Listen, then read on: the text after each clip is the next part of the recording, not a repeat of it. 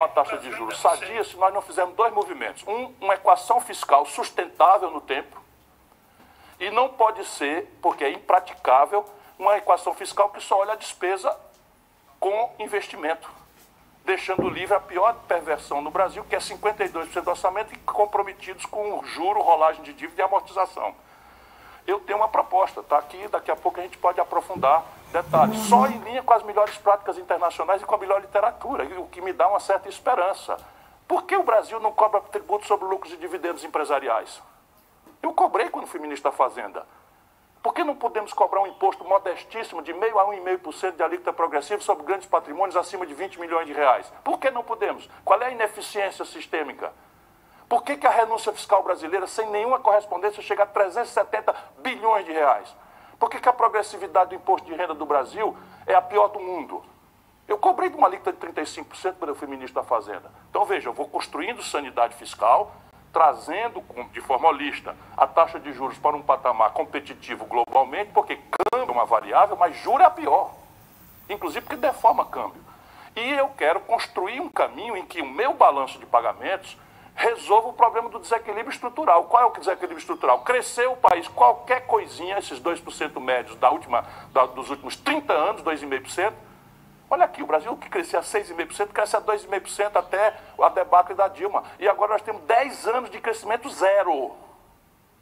E ninguém quer acordar para a evidência de que isso não é Chico, Maria, Manel, bandeira vermelha, bandeira verde e amarela, retórica moralista, identitarismos estéreis, etc. Isso é um problema de modelo, de equação estratégica. O Brasil só faz besteira com uma elite passivamente replicando isso. Eu termino. Como é que eu conserto, então, a taxa de câmbio? Vamos lá. Cresceu 2%, o Brasil apresenta um déficit de 150 bilhões de dólares em manufaturados. No setor químico, 40 bilhões. 40 bilhões. Por que razão o Brasil não pode ter uma dinâmica de substituição de importações? Outro dia tive uma discussão com o Armínio Fraga, que é um cara que eu quero bem, respeito. Mas assim, mas Ciro, você não está falando em substituição de importação. Ora, essa é a substância do conflito industrial dos americanos com os chineses. Essa é a substância da estratégia de desenvolvimento dos coreanos, dos vietnamitas, da Malásia, de Singapura. E nós é que estamos certo? Importar 17 bilhões de dólares do complexo industrial da saúde, só a União Federal, com 80% desses produtos e coisa, com patente vencida, que você faz um copiar-colar, permitido pelo nosso status de nação em desenvolvimento na Organização Mundial do Comércio, é holístico o projeto. Se eu faço isso, eu entro numa dinâmica de consertar minhas contas externas e o câmbio não vai para ser desvalorizado, ele vai para achar um ponto de equilíbrio. Porque o que está acontecendo no Brasil, professora? O Bolsonaro assume o governo com 3,70 o câmbio, a valor constante, tá? O Bolsonaro, pelas tantas, leva o câmbio a 5,90. E o Bolsonaro, isso é 3 anos, e o Bolsonaro agora está em 4,70. Qual é o business plan que suporta o câmbio variar com essa coisa? Logo não vê que isso é uma manipulação? Qual é o projeto? Aí as indústrias estão todas indo embora, por quê? Porque ninguém consegue fazer cálculo no Brasil, porque a taxa de câmbio virou uma ferramenta de politicagem, de demagogia, em que a dita esquerda brasileira manipula para fins de estimular o nacional consumismo ciclicamente perto das eleições e depois quebra o país. Professor Hussein. Bom dia. Ciro, a minha pergunta tem a ver com um tema cada vez mais dominante na agenda internacional, que é o tema das mudanças climáticas. É um tema muito relevante, é um tema muito importante para o Brasil, e o atual governo brasileiro, ele estabeleceu uma política ambiental corrosiva, destrutiva, que levou ao desmantelamento do aparato fiscalizatório no que diz respeito à proteção da floresta, da biodiversidade, etc. E também deixou, basicamente, o nosso país vulnerável num tema que naturalmente nos dava vantagem comparativa nos grandes debates internacionais e nas negociações internacionais. Hoje, boa parte das empresas, boa parte dos investimentos não irão a países que não têm uma clara política ambiental e um claro comprometimento com o tema das mudanças climáticas. Bom, nesse sentido, em sendo presidente, qual seria a sua abordagem, qual será a sua política e como isso se enquadraria dentro do seu projeto nacional desenvolvimentista? Saindo da retórica que nos é comum a todos, nunca vi ninguém falar que é contra o desenvolvimento sustentável. Vocês já ouviram algum artigo que diz assim, eu vou acabar com esse negócio de desenvolvimento sustentável, isso está errado. Nem o Bolsonaro tem essa audácia. Porém, o que diabo é desenvolvimento sustentável no Brasil? Essa é a questão. Deixem que eu diga para vocês, porque esse é o meu papel, é de provocar as pessoas para pensarem. Nós chamamos 40 milhões de brasileiros, por regra migrantes, do Sul e do Nordeste, para integrar a Amazônia, para não entregar. Esse era o slogan da ditadura. Sabe qual era? O Nobre está ali, né? Parabéns, um dos maiores ambientalistas do mundo está sentado ali conosco, né? Trabalhamos juntos, né? Pois bem, aliás, aproveitando a saudação, está aqui o Roberto Cláudio, ex-prefeito de Fortaleza e um dos possíveis candidatos a governador do estado do Ceará. Fez uma administração prodigiosa. Então, desconto meu tempo aí só na pabulagem dos amigos. Não desconto não. Só a pabulagemzinha dos amigos, eu sou candidato. Então vamos lá para a dureza de novo. Então, nós chamamos 40 milhões de brasileiros e sabe qual era a qualidade? Isso tudo é meio caricato no Brasil. O que nos ajuda a compreender as coisas com um pouco mais de simplicidade, embora aqui o trabalho seja simples, pela qualidade de vocês. Mas sabe qual era a condição sine qua para você titular uma terra na Amazônia brasileira há 30 aninhos atrás, menos de uma geração? Provar com um atestado do padre, do prefeito ou uma fotografia que desmatou. Então o INCRA só dava o título da terra para aquele brasileiro que, indo para a Amazônia tomar 4, 5 malária por ano, provasse que desmatou. Desmatou, está aqui o título da terra, parabéns, você veio integrar para não entregar o Brasil. De repente, e não mais do que de repente, eu estou falando de 30 anos atrás, mas isso começa, esse conflito há uns 10, 12, da Rio 92 para cá tomou uma grande centralidade, virou crime de lesa pátria inafiançável. As pessoas não entendem. Elas só sabem fazer isso. Sabe, pegar madeira, vender para, inclusive, exportar, com certificação falsificada, com assentimento de ministro do meio ambiente, esse picareta que o Bolsonaro, né, colocou, né, e depois devastar para botar boi, e depois ir embora e deixar devastadas estoques de terra monstruosos para trás. E tudo que nós, Rio, Brasília, São Paulo, oferecemos a esse conflito é repressão. Sabe o que acontece? O Bolsonaro tirou 70% dos votos na Amazônia. No Acre, onde um botijão de gás está em R$165, o Bolsonaro ainda tem maioria. Por quê? Porque as pessoas não sabem fazer outra coisa. E o Rio, São Paulo, Brasília, nós, a elite brasileira, os bem-intencionados da elite, só mandamos repressão para lá. E o Bolsonaro faz o quê? Desmontou a repressão.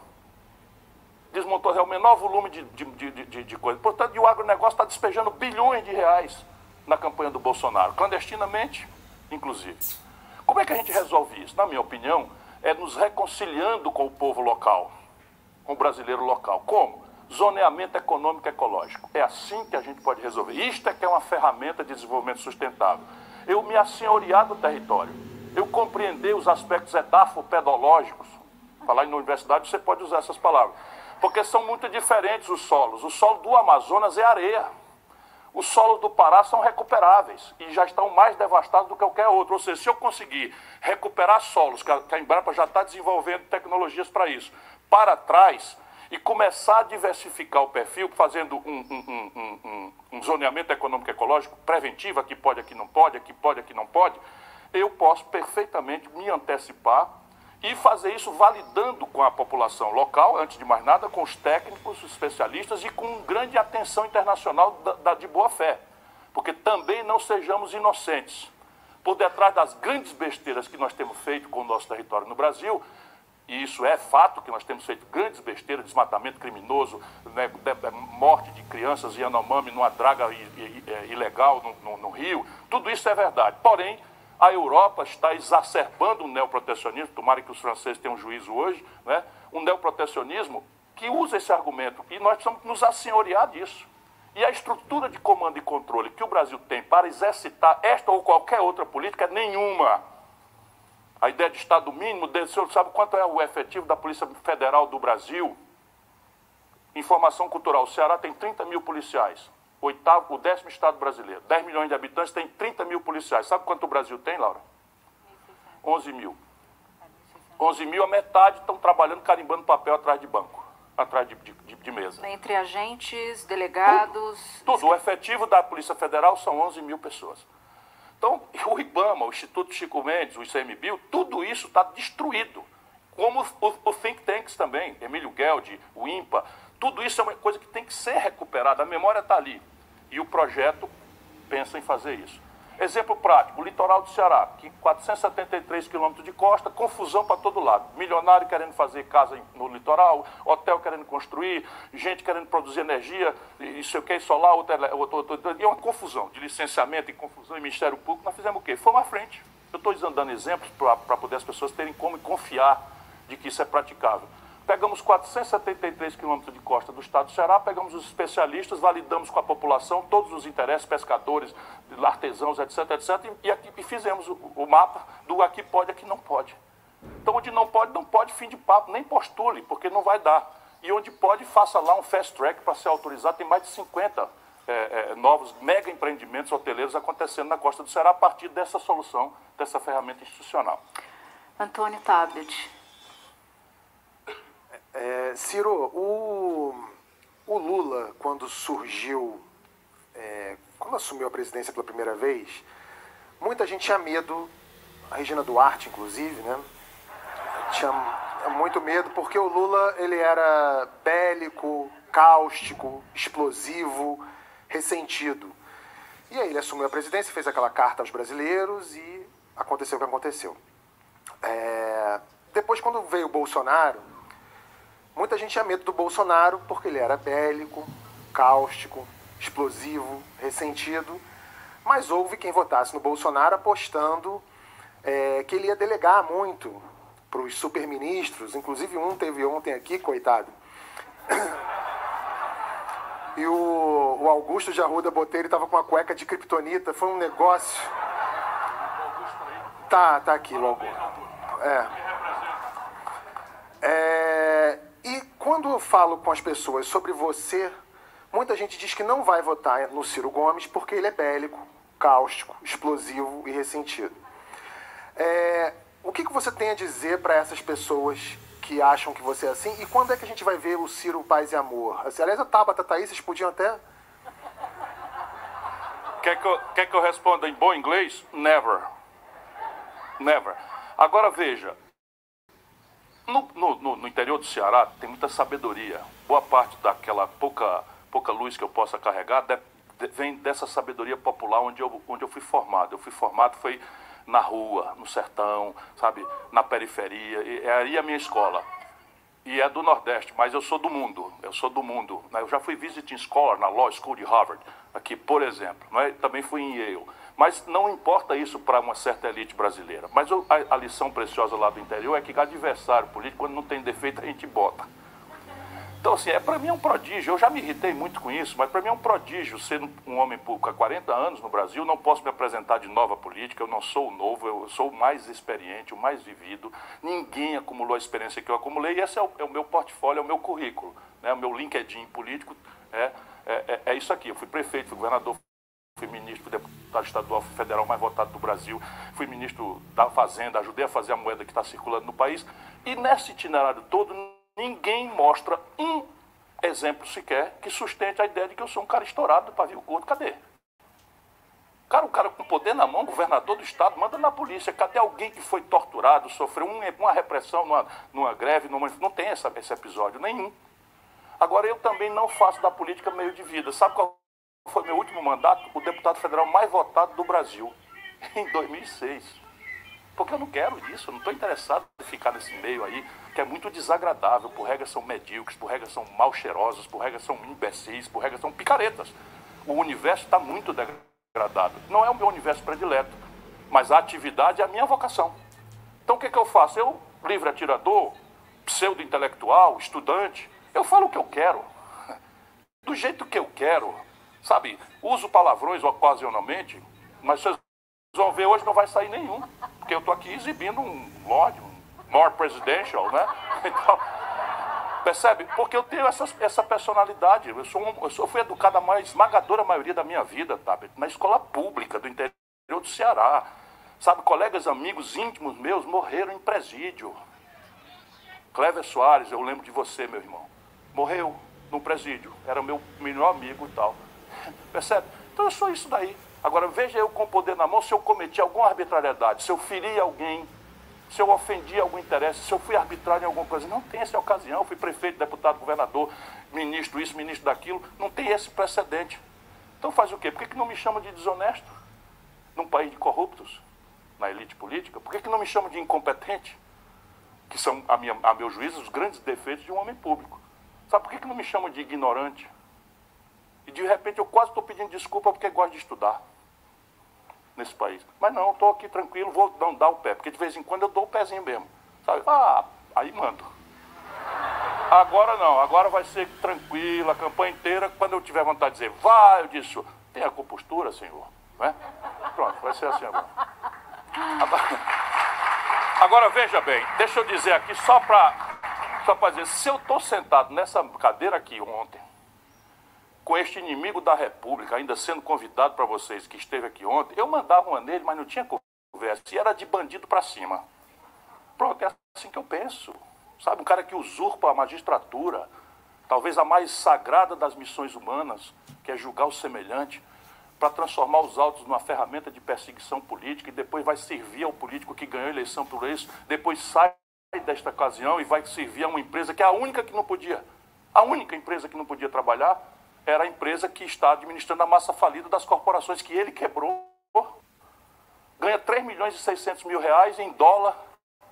A sede da companhia Nova York, ele estranhamente atuava em Washington.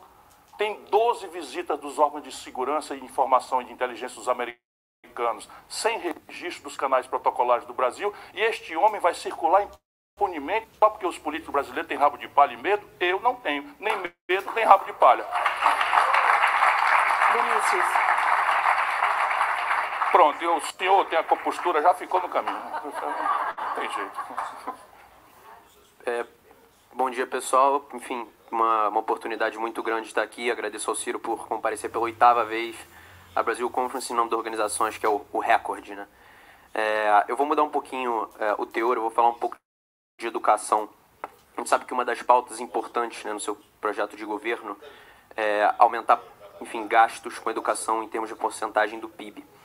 Mas com a municipalização ali meio que na virada do século, muitos municípios não têm arrecadação para conseguir arcar com a estrutura administrativa e dessa forma conseguir realmente prover os recursos necessários para que a gente tenha uma educação de qualidade nessa ponta. Então a minha pergunta é o seguinte: como é que a gente consegue integrar uma decisão que é feita a nível federal para chegar na ponta municipal e realmente fazer a diferença na vida de brasileiros? Primeiro, dando centralidade ao assunto, porque as emergências que explodem na família brasileira, no lar médio brasileiro, são tão dramáticas, vocês não têm ideia. Acreditem, não há nenhum esforço retórico meu, nenhum exagero. Hoje, estatística de suicídio, sabe, desemprego aberto, a informalidade que a gente denuncia lendo estatística, sabe o que representa na prática a informalidade média no Brasil? Uma jornada semanal de 60 a 70 horas, sem descanso semanal remunerado, nem para ir para o templo ou para a igreja. Sem nenhuma proteção previdenciária, nem agora, 13º salário, férias, e nem no futuro. Nós estamos produzindo 60 milhões de brasileiros descobertos na velhice futura de qualquer cobertura previdenciária. E esse problema não terá solução lá. Ou a gente reflete sobre ele aqui, ou ele não terá solução lá, porque 70 milhões de pessoas precisando de alguma cobertura previdenciária sem termos construído o caminho. E aí o povo então bota a educação na 10ª prioridade. Vem saúde, vem emprego, vem segurança pública, porque as milícias que se sediaram no Brasil nos últimos 20 anos, sabe, as facções criminosas que tomaram sede central na vida brasileira nos últimos 15, 20 anos, sob nossos governos, e nós não inovamos uma instituição. Sabe o que fizemos de política de combate à criminalidade? Copiamos uma legislação norte-americana que já foi abandonada, de reprimir jovens negros e pobres da periferia, e pegamos a população carcerária do Brasil, sob o comando da esquerda petista, de 280 mil presos para 1.180.000 pessoas, se tomarmos em conta os 200 mil mandados de prisão em aberto que estão para ser executados no Brasil. E aí o que é que fizemos? Produzimos o exército de reserva das facções criminosas, porque o garoto entra ali, não cometeu nenhuma violência, foi um mero avião do tráfico. Quando entrou no presídio, viram um camarada que vai ser serviciado ou ir morto, se não se filiar a uma facção. E pronto, está feito ali por um misto de terror e clientelismo, de cobertura previdenciária da sua família lá fora, vira um soldado. E o Brasil perdeu o controle, completamente o controle. E a gente fica culpando o judiciário, então não tem nada disso, é a política que está fracassando no Brasil por falta de absoluto compromisso, né, com a originalidade e a complexidade específica dos nossos problemas brasileiros. Isto feito, se a gente devolver a educação, é a única saída. Isso não é para nós cearenses retórica. Quem tiver dúvida, consulta o IDEB brasileiro, o Ceará tem o melhor do país. Hoje já temos 60% do alunado do ensino médio no ensino em tempo integral, já com meta e orçamento para universalizá-lo até 2026 agora. E isso funciona. Sabe qual é a evasão escolar no nível médio brasileiro? 60%, Laura. 60% dos garotos na idade de aprender para a vida e aprender para a profissão abandonam a escola. Sabe quanto é o mesmo dado de evasão escolar na escola média do Ceará? 1%. Como é que a gente fez isso? Mexendo no orçamento. Portanto, temos que revogar o teto de gastos, porque o teto de gastos diz o seguinte: o Brasil só pode gastar o que gastou ano passado, mais a inflação. Se esse gasto, por exemplo, o gasto obrigatório, com previdência, ou os favores que o Bolsonaro tem feito a corporações como os militares, os generais saíram de 25 para 32 mil reais de salário. Isso subiu 9% as despesas regulares do país. Sabe onde é que vai o teto de gasto? Só naquilo que interessa para o povo, deprimindo o orçamento de investimento. Sabe quanto é que sobrou esse ano? De 4 trilhões e 800 bilhões? Ô Lula, presta atenção, Lula. 4 trilhões e 800 bilhões de reais, sabe quanto sobra para investimento hoje? 25 bilhões. Sabe quanto é a emenda do relator? Uma excrescência, uma imoralidade para roubarem de 30% a 40%, 18 dos 25 bilhões. E os municípios estão recebendo recados de Brasília. Piso salarial da enfermagem, piso salarial do agente comunitário de saúde, piso salarial dos professores. Nós já implantamos. O Ceará já implantou os 33%, São Paulo não implantou. Rio Grande do Sul não implantou, Rio de Janeiro não implantou e nem vai implantar, porque estão em crise fiscal estrutural. Como é que vai resolver essa equação? O projeto propõe a criação de um fundo nacional, para além do que já existe, o FNDE, do FD. O Fundeb. Não é porque tem o FNDE, que é o investimento que está sendo roubado agora pela turma aí do Centrão.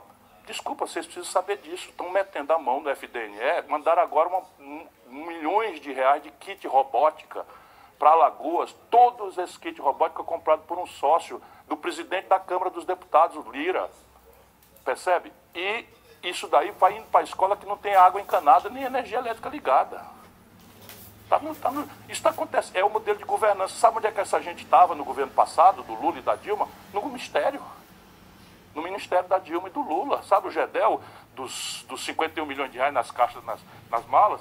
Estava vice-presidente da Caixa Econômica no governo da Dilma, ministro da Integração Nacional do Lula. Tenha paciência. Até quando? Sabe? Até quando nós vamos suportar isso em nome de quê, na verdade?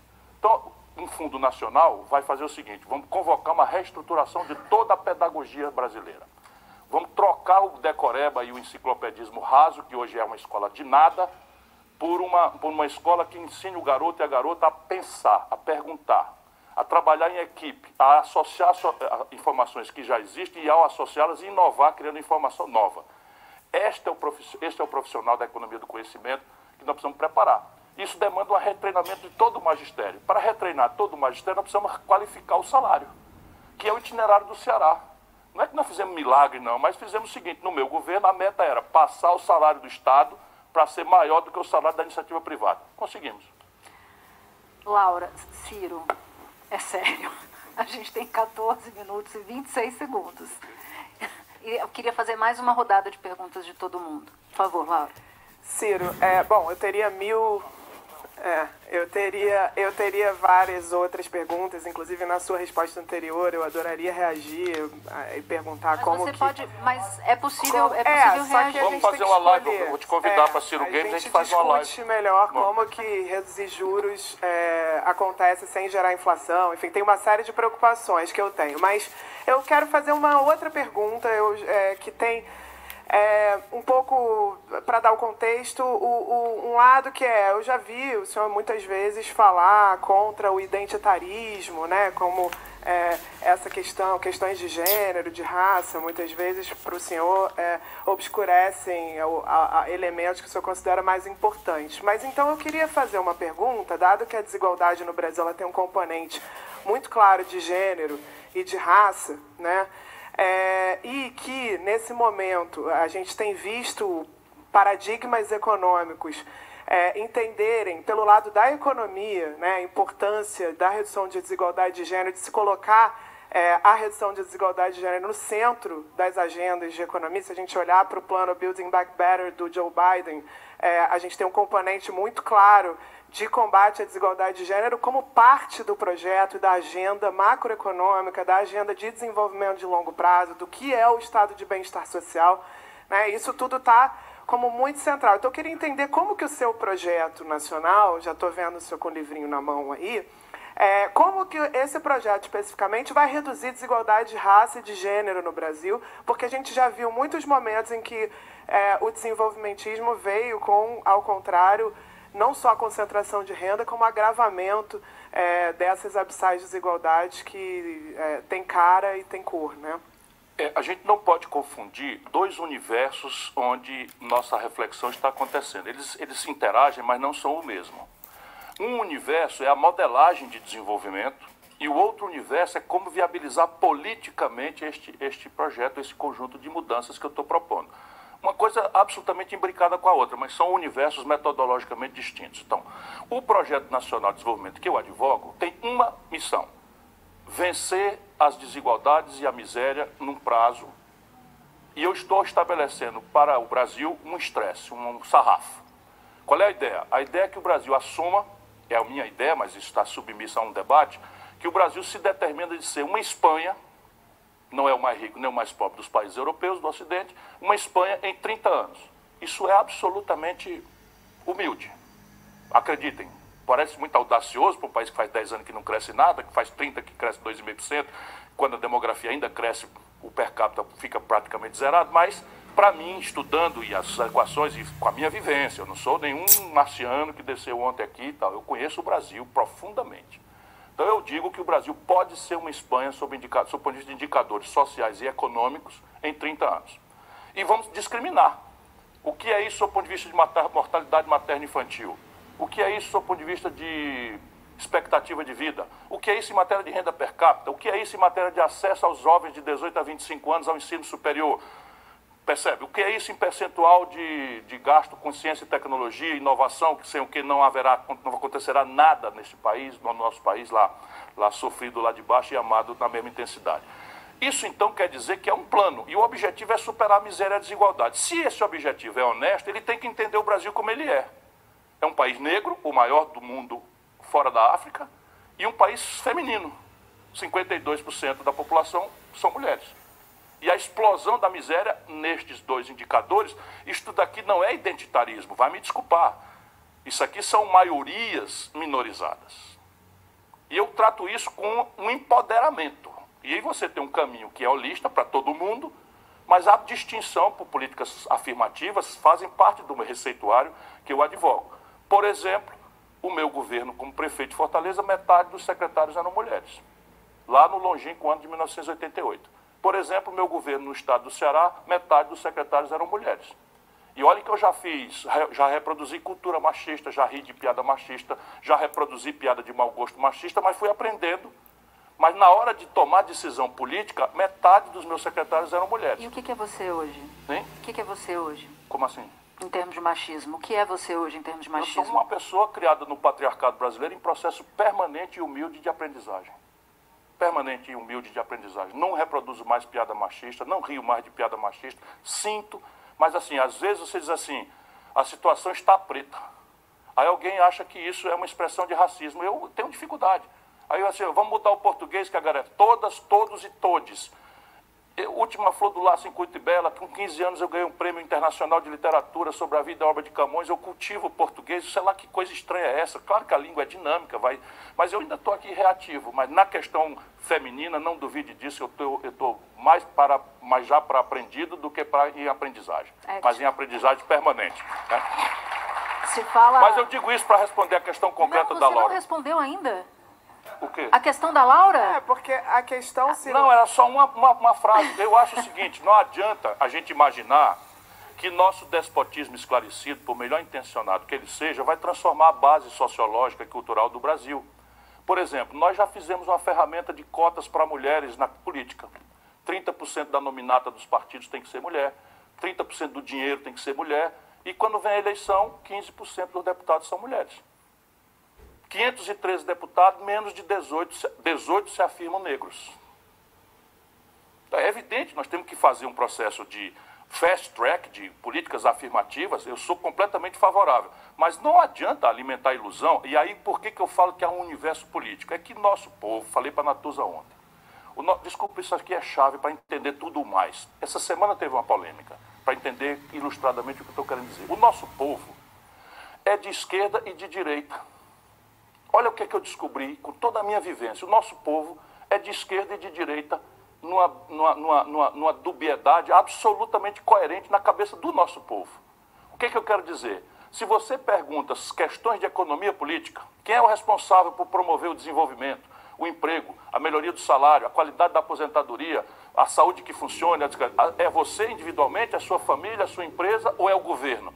Na proporção de 80% a 90% responde que é o governo, ou seja, o povo brasileiro tem uma inclinação social-democrata, ao modo europeu, demanda um estado de bem-estar social ao modo europeu. Agora inverte, e isto é chave para nós entendermos a burrice de uma certa esquerda no Brasil, que eu vou provocar muito, muito mesmo, especialmente a esquerda juvenil do Brasil. Porque o país precisa muito de uma esquerda juvenil, intransigente, sabe, que não deixe por menos tão cedo, que não faça conchavo tão cedo, que não vai explicar o inexplicável de ladroeira, de corrupção tão cedo, a pretextos de argumentos superficiais oportunistas.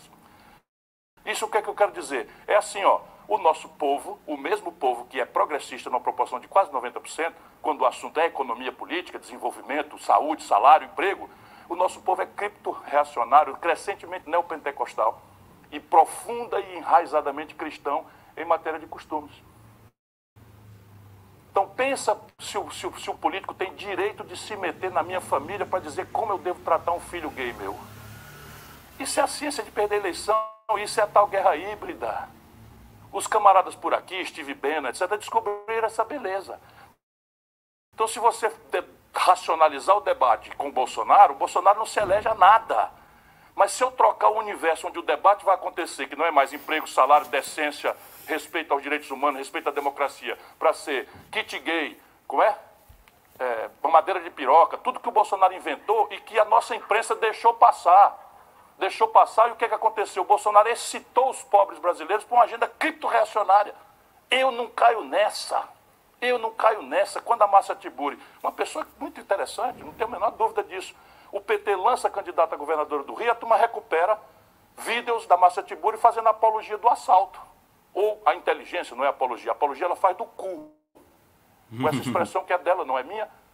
Ela diz assim, você sabe, nós precisamos entender a importância do cu na sociologia e tal. A candidata a governadora do Rio de Janeiro.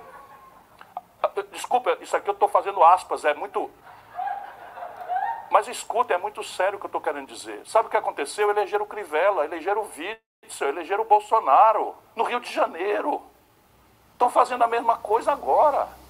Estão fazendo a mesma coisa, caem como um patinho. O que é que o Lula tinha de dar uma declaração estapafúrdia, como é que ele declarou agora, que todo mundo tem direito a fazer o aborto? Que coisa mais simplória para um assunto tão grave e tão complexo. E qual é o poder que o Lula tem, sendo presidente da República por 14 anos, ou mandando na presidência do Brasil, e que não resolveu essa questão? Porque ela é insolúvel.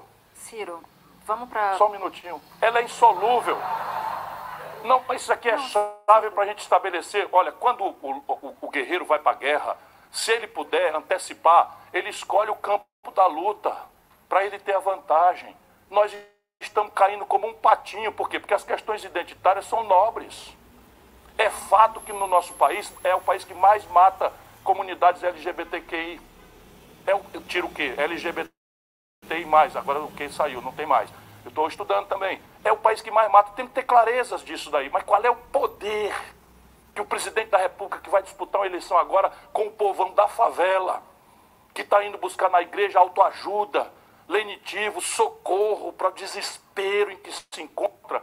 Isto é ser de esquerda? Isso não é ser de esquerda, isso é ser déspota, esclarecido e descomprometido com a vida real do nosso povo e entregar para a direita mais tacanha fazer o que ela está fazendo com o nosso país. Tabet. Ciro, eu estudei há alguns anos o marketing político nesse tempo que eu estudava, falava que o povo procura um político que passe a mensagem do deixa comigo que eu resolvo, uma figura centralizadora.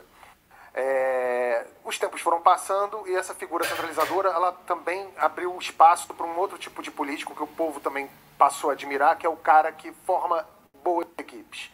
É o cara que consegue delegar mais, que consegue dividir decisões.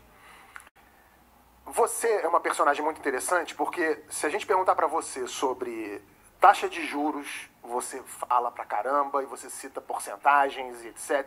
Se falar sobre criação de galinha em Sobral, você fala. Física quântica, você também dá uma aula. Meio campo do Flamengo, Big Brother. Até o cu da Márcia Tiburi, você fala... Não, o que ela falou, exatamente. O citado pela Márcia Tiburi. Você fala tudo, você joga esses números e às vezes... E a gente eu, por exemplo, não consigo checar. Você fala aí de taxas de juros, eu não tenho ideia. Para mim, eu já vou assumir que é verdade. Eu quero saber de você o seguinte, Ciro. Você é um cara muito centralizador. Nessa figura, você está postulando ao cargo de presidente. Você vai ser um presidente centralizador. Você vai ser um cara que delega mais. E quem é seu vice? Porque nessa coisa entre Marina Silva e Datena, a gente está com uma dificuldade aí de fazer uma... Pergunta para o pessoal da imprensa aqui presente, eu não tenho nada com isso. Marina e Datena, eu sempre saio de banda, porque eu só vou escolher meu vice em julho. Por quê? Porque até lá eu preciso incrementar o meu poder. E o meu poder será derivado da força que eu tiver na opinião pública. E se eu tiver uma força muito grande na opinião pública, o vice eu preciso transigir menos. Defender com mais radicalidade o projeto. E não abrir mão tão cedo, porque eu não quero ser presidente do Brasil para repetir mais do mesmo, escolha um outro. Aí tem várias coisas para ficar mais do mesmo, eu só vou se for para mudar o Brasil. Em bases muito claras, muito explícitas, que levaram bomba, serão criticadas, mas se eu vencer, vencerei eu e o conjunto de ideias, dando conteúdo plebiscitário a uma eleição, saindo desse populismo sul-americano que só dá crise, frustração.